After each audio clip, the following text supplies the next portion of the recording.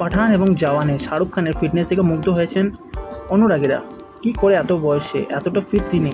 কোন ডায়েট মেনে চলেন শাহরুখ খান? অভিনেতা শাহরুখের বয়স প্রায় 60 ছুঁই, তবে তাকে দেখে বোঝার উপায় নেই শাহরুখ কিন্তু এখনো জওয়ান। কেবল জওয়ানই না, বড় পর্দাতে বাস্তবে শাহরুখের চেহারা, তরুণের ছোঁয়া স্পষ্ট। বলিউড ইন্ডাস্ট্রি কাটিয়ে ফেলেছেন 3 দশক। এখনো অনেক তরুণ অভিনেতার চেয়েও ফিটনেস শাহরুখ খান।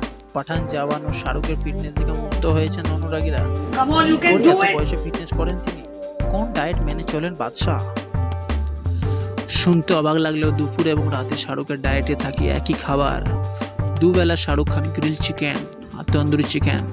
এক সাক্ষাৎকারে ফারাহ খান বলেন, আমি সলমান খানকে দেখেছি সব খেতে, ফিটনেস নিয়ে সচেতন হলেও ভাত বিরিয়ানি সবই খায়, কিন্তু শাহরুখকে কখনো ভাত রুটি খেতে দেখিনি।